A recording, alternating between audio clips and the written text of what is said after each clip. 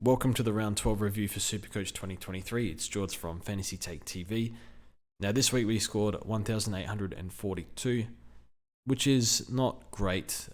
Probably had a few more premiums than others out this week, so I guess that's okay. But did use the 3 trades to help out, which I think was a mistake because we're going to need trades for the rest of the year. And yeah, into rank 2,137, so it still went down 400 in the ranks, but I think I'm well and truly hit the panic stations button or the panic button very hard. For those that have a lot of trades and can move off these North boys, I think you're chilling, you're fine. Not only can you move off them, but you get the points over the buy rounds and you just flip them in around 15. Although ZIEBELL, I think you can, but ZIEBELL, if you want to trade him, I think he had to go last week, if not this week. Yeah, very much panicking with low trades and the North boys. I think ZIEBELL, I'm not panicking as much. He looks alright. I think Hall was taking his bowl when Hall was down back. But when he moved in the fourth quarter, I think more up the ground, he looked really, really good. So I've got faith he can do like an 85. Not ideal, but just kind of where we're at the moment. Can't really get all the way up to a McRae or a Butters. It's just way too much money and I can't facilitate that. Could go to Darcy Cameron. Didn't see him play. Wouldn't mind seeing him again. Probably speak about that on the podcast because I didn't really see him play. But yeah, I'd like to see the ruck split. It sounds like it was fine. But Jack ZIEBELL is the one. So we'll go into the team. So ZIEBELL I'll be holding. ZIEBELL is a disaster at the moment. So for those that had penciled him in and ZIEBELL as keepers. Even Day, I'll touch on Day now, but Day is staying, I think, for me. Look, he's not a top liner, definitely not. His 5 round is 3 round 76, G's. 5 round at 80. I got faith that he might be able to come good. He's gotten attention quite a few times the last few weeks. I think it's 3 out of 5 weeks. We've got attention from Drew, was it O'Neill? West Coast, and one more that I don't recall. So he has been getting attention. I think there's a chance he can do 90 for the rest of the year. It does feel unlikely, but the role is still there. The talent is there, and he's 4th-year player. He's not exactly he's not too super old. He's not super young, but he's still pretty young. But yeah, not like he should be able to run out a season by now. So I think I'll hold the faith with Day, mostly because I have to. But Jack ZIEBELL, break even at 172. Let me know what you're thinking in the comments for ZIEBELL. I'd like to move off now, even though I'm not in a position to. But we'll figure something out. We'll go look at the forwards options. But he looks so old. Like, one-on-ones, he can barely move. Like, he gets destroyed in one-on-ones. The ball hits the deck, he gets destroyed. A little bit of pressure, hat kick forward, just dump kick, kicking it out on the fall. Just looks horrific. I guess that's the problem. He's 32. He's starting to wonder. His age starting to get to him. Is he like really slowing down? Is he just going to bounce back next week? With this sort of break even, it does worry me a lot. Who do they play? That's Bloodstone. That's Tasmania. That's actually not bad. But the problem is his break even. Like, if you want to keep him, you just keep him. But if you don't want to keep him, you can't wait. It has to be now, basically, unless you're happy to cop. Who knows how much he could drop in price. Already dropped 50k this week. So damn it, should have moved off him last week. But I think the Seamus Mitchell late out and the Sicily suspension kind of threw me a little bit. Just lost too many points. But anyway, that's enough on the North boys. But trades last week, we did 3. We did Sturt to Ford. I think that was dumb because it just wasn't worth a trade. But got us an extra body that we're probably going to need over the next few weeks. I don't think Sturt will play. And I think we actually needed the money from Ford. But anyway, yeah, whatever. And then we did Seamus down to O'Sheen Mullen. I didn't see this game, but apparently he played okay. Wouldn't be surprised if he's dropped. So it's one where I kind of had to go on him because one, I get the score from him, and two, let me get Rory Atkins all the way up to Tom Stewart. And with Rory Atkins being subbed last week, I figured, well, Stewart could easily put 100 points on him, and Atkins has lost his role. So apparently Atkins, I did miss the Crows game, but he scored a 70 or 60 something, so it must have not been too bad. But yeah, it got me 80 odd points this week. But missing Kieran Briggs was a bit of a catastrophe, but figured I don't really need his money because I don't have the trades to get out of his money, and I can only field him this week, so it didn't really line up. But those with Gawn would have got him, those with Sean Darcy would have got him. It's just like absolute party time if you got that sort of score this week, and just one way you can't really compete with that this week. But is what it is, and yeah, enjoy owning him. I got him in other formats just because it suited the way things lined up, but this for Supercoach just didn't line up for me. But is what it is. Start with the back line, I guess. We'll throw Sicily and Sinclair on.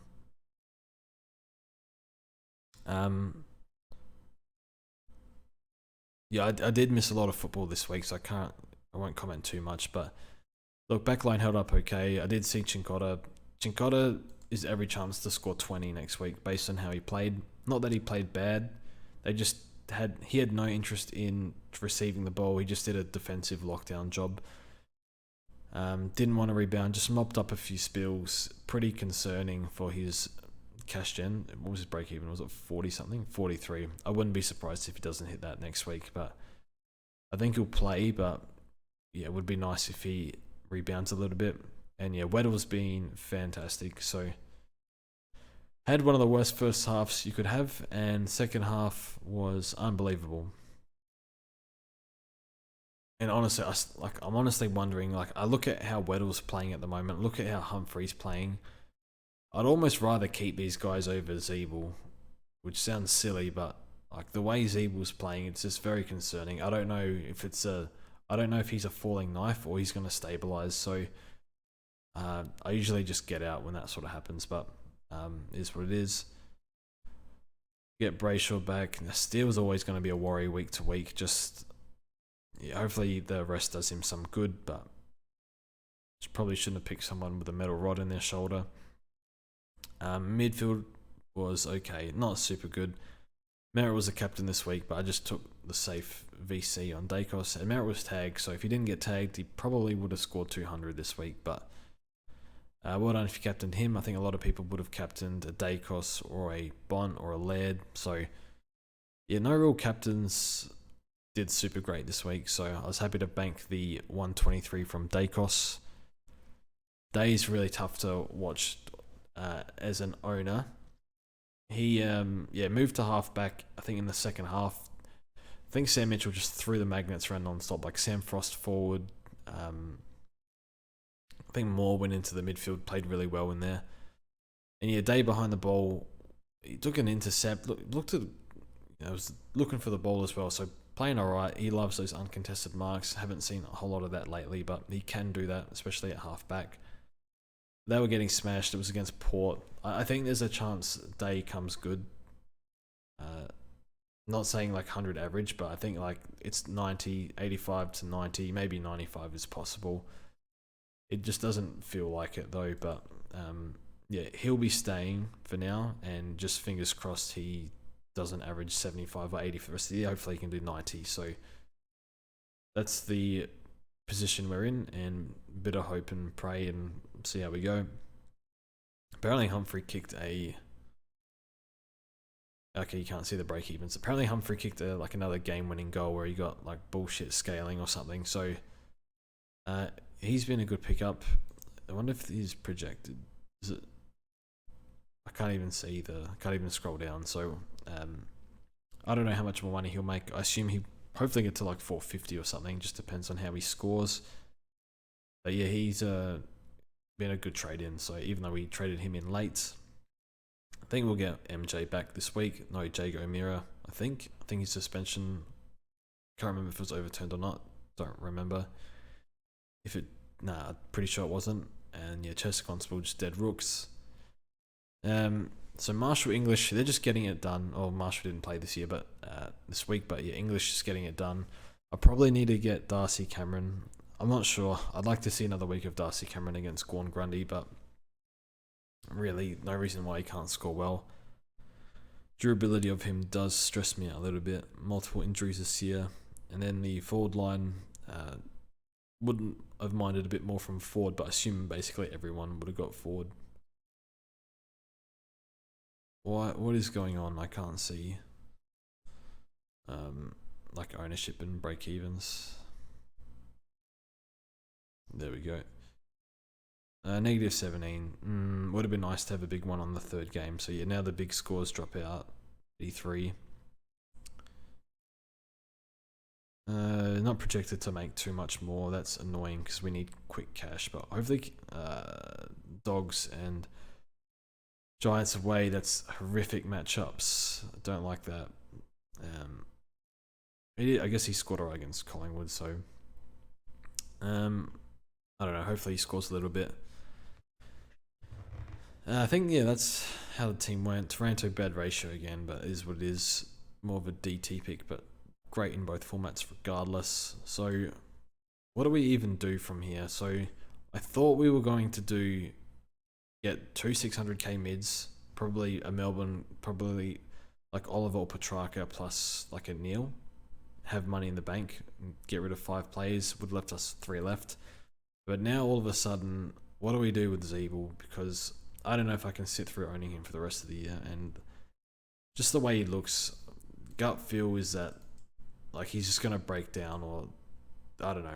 Just he looks so bad at the moment, and yeah, you just tied into attribute it to age. So a bit worried. Yeah, he's a falling knife. So can't really do anything with this money. I've got 6 defenders. I need 2 mids. I should move Day in the defense line. We've got 6 there, 6 here, and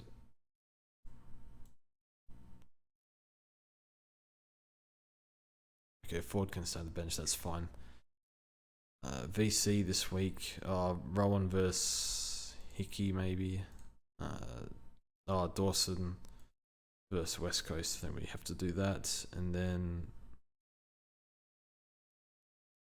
might be Merritt versus Carlton. I'll probably go Dawson VC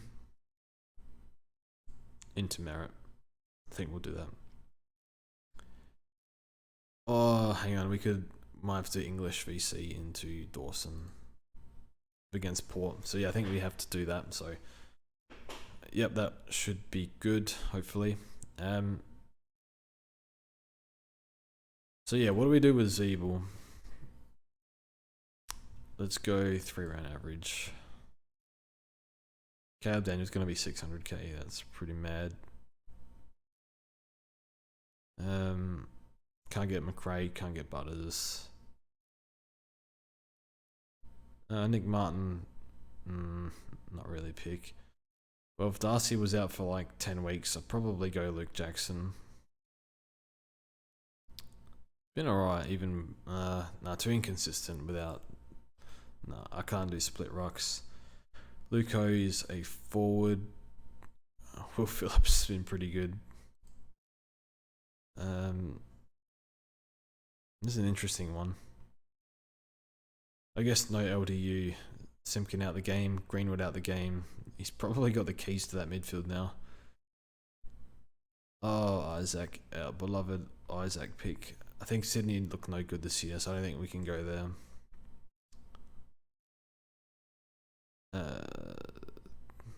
Darren Thomas midfield, not too bad today.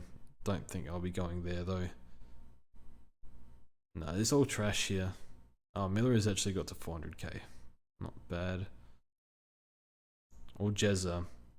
Jezza and DC, that's pretty much all we can get to. I don't want Bailey Smith.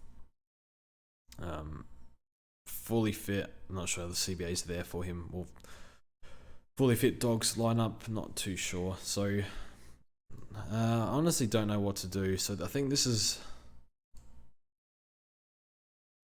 I already decided I'm moving off ZIEBELL, so... would it be bad to keep Humphrey at F6 for the year? Probably. So I just downgrade him so he doesn't lose $4,000 trillion. Go to Josh Fay. So now we need 3 upgrades, keeping Day and Sheasel, and Steele, and I guess 3 upgrades, 7 trades. I mean, that's disaster. So there would be like Johnson and Ford down, Weddle and Chincotta up, and we should have still heaps of money.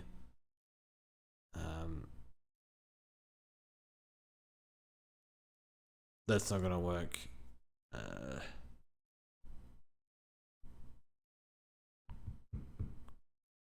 then it would be sideways like Humphrey to Darcy Cameron, and then sit on 2 trades. We're in big trouble. So you're going down to 2 trades, not ideal. I think last year went down to 2. Last year went down to 3. Actually ended up okay.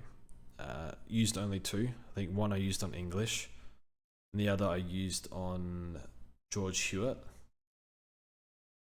And the other I used on, traded out Petrarca to Steele, lost 100 points. Because that was like 3 rounds to go. So,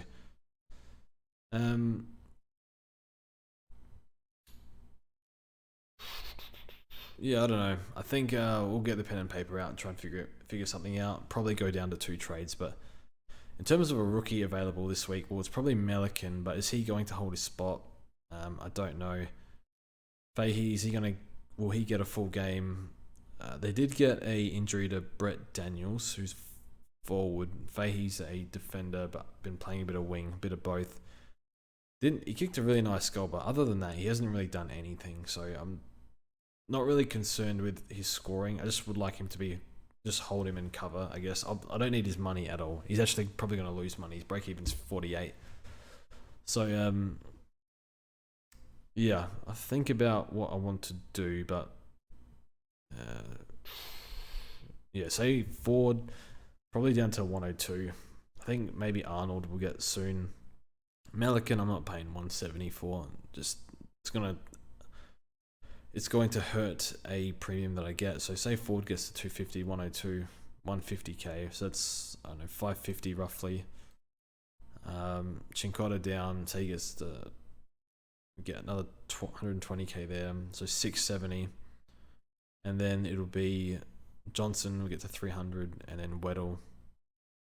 Johnson, Weddle up, 4 trades left, and then upgrade Humphrey, and then, or maybe even we keep Humphrey and we grab like DC at D7 or something. We don't have the trades for that. Not D7, F7. We'll figure something out, but yeah, obviously big trouble for trades, but need to risk it for the biscuit. But yeah, hopefully, I don't know. I'd like to finish top 500 this year, but will be tough. But we'll see how we go. But anyway, that's it from me. Thank you for watching, and we'll see you guys in the next one.